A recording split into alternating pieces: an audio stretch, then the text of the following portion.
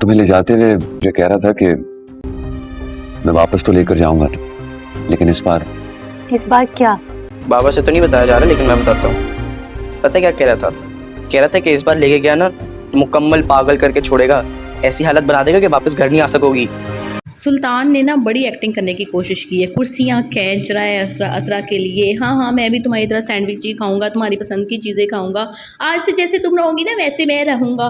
निरी ड्रामेबाजी के एक दफ़ा सिर्फ ये खुला का केस वापस ले ले तो फिर मैं देखता हूँ कि खुला दोबारा ये कैसे करेगी। उसे पता है इज्जतदार और वज़ादार किस्म की फैमिली है, ये बार बार ऐसा नहीं करेंगे। असरा के अंदर अब जो ये कॉन्फिडेंस आया है ना, जो उसके सामने वो बोल रही है, ये सिर्फ इस वजह से आया है कि इसने साइकेट्रिस्ट के पास काफ़ी ज़्यादा सेशन लिए हैं, उसने इसको एतमाद दिया है, इसकी ज़ात के बारे में इसको आगाह किया है कि तुम अच्छी फैमिली से हो, तुम पढ़ी लिखी हो, खूबसूरत हो, तुम में किसी चीज़ की कमी नहीं है। अगर वो कमी है तो वो सुल्तान में है, और उसने तुम्हारे दिमाग में ये बातें डाली हैं कि तुम किसी काबिल नहीं हो, तुम्हारी शक्ल भी देखने के लायक नहीं, और मैं तो खूबसूरत, इंतहाई कामयाब, इंतहाई पढ़ा लिखा, इसीलिए तो तुमने मुझे पसंद किया। और जब तुम्हें मेरे से मोहब्बत होगी तो मैं दिल का इतना अच्छा हूँ कि मैंने तुम्हारे प्रपोजल को, तुम्हारी मोहब्बत को एक्सेप्ट कर लिया और एहसान किया तुम्हारे ऊपर। और अब जैसा मैं ज़िंदगी के बारे में कहूँगा कि ऐसे तुमने चलना है तो तुमने वैसे ही चलना है।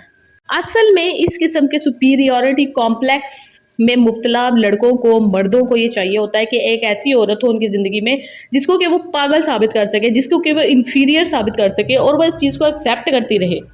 क्योंकि अगर वो बोल पड़ी या उसने अपने किसी राइट को हासिल करने के लिए कोई जिद्दोजहद कर ली तो वो तो इनसे बर्दाश्त होना नहीं है।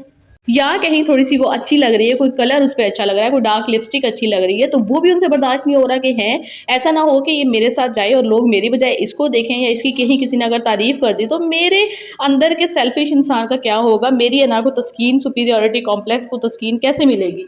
लेकिन भाई असरा इस सिलसिले में बहुत ही लकी थी कि उसके पास एक बहुत अच्छी फैमिली थी, असरार भाई जैसा भाई था, और भाभी और माँ उसकी, उन सब ने मिलकर उसको इस मुश्किल से निकाला, डॉक्टर की बात को भी अंडरस्टैंड किया, वरना मोस्टली हमारे पाकिस्तान में ऐसी फैमिलीज नहीं होती। वो यही कहती हैं कि आज तेरी डोली जा रही है तो उठो तेरा जनाजा ही आना चाहिए वे।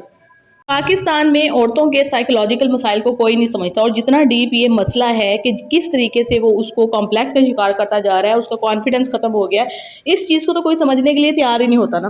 क्योंकि यहाँ पे लोगों ने देखने होते हैं जख्म, कि कोई तेरी बाँह टूटी हुई है, कोई लातें टूटी हुई है, कोई गोलियां 6-7 वजियां हों जिस्म के अंदर, तो फिर वो मानेंगे कि हाँ इस शोहर ने अपनी बीवी के ऊपर तशद्दुद किया है। वो तशद्दुद उनको नजर आएगा, जहनी टॉर्चर जो है ना वो कोई भी नहीं देखता, और ना ही हमारे माशरे में इस पर बात की जाती है, ना ही इस पे बात करने वाले को अच्छा समझा जाता है। क्योंकि बज़ाहिर तो वो एक बड़ा ही कामयाब इंसान है, बड़ी ऊंची पोस्ट पे बैठा हुआ है, उसकी ड्रेसिंग, उसका मिलना जुलना, उसकी हर चीज़, किसी भी चीज़ में कोई कमी नहीं है।